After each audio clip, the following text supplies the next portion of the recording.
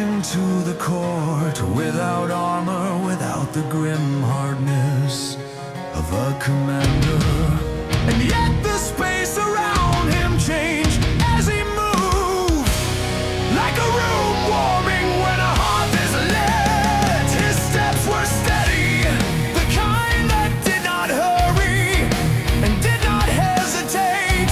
There was weariness in him, yes, in the lines near his eyes, in the quiet held behind his gaze. But there was also something older than weariness, a calm that had made peace with long roads and harder choices. Behind him, those who had fought at his side, men of the South and the West, captains and companions, and among them, almost lost in the height of the city, in the grandeur of the ceremony, walked four small figures, their cloaks clean but their faces marked by travels no one in the crowd could truly imagine. They had come not as spectacle, not as ornaments to a victory, but as survivors. A murmur moved through the assembled people as the wizard lifted one hand for silence. It was not a command, so much as a gentle reminder. Look, remember, the ceremony unfolded with solemn grace. Words were spoken, formal, ancient, shaped by generations of hope and mourning. A crown was brought forward, heavy with history for a heartbeat. It seemed almost too much for any living head to bear. And then it was set in place.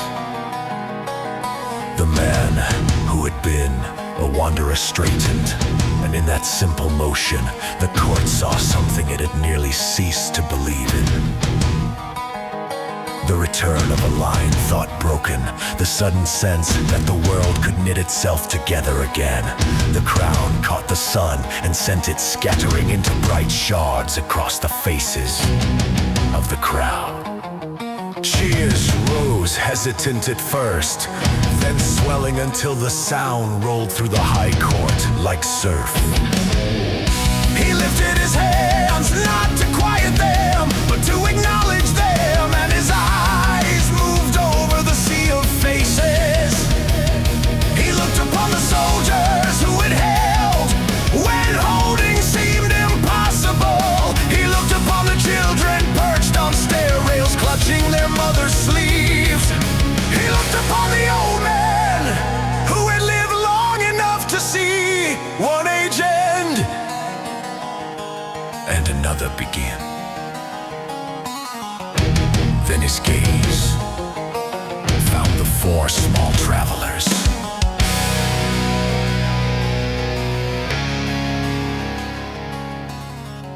They stood together at the base of the days, as if unsure where they belonged in a place built for taller folk.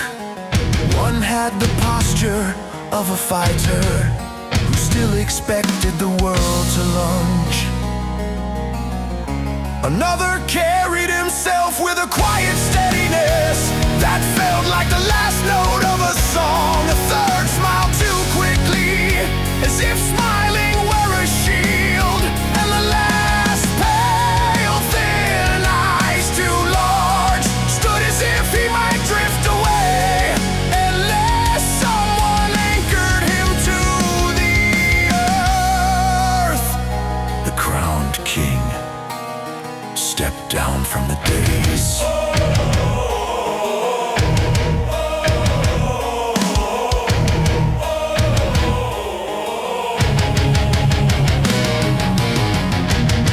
It was an unexpected thing. the most powerful man in the city, moving closer not to command, but to honor. The crowd faltered, their cheering softening into puzzled silence as they followed his descent. He stopped before them.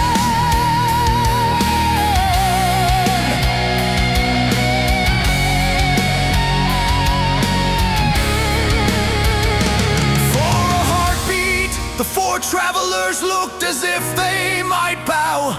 Out of habit, out of fear of impropriety, out of the old reflex that tells the small to lower themselves before the great. But before they could, the king spoke, his voice carrying without force. One without being soft. You bow to no one.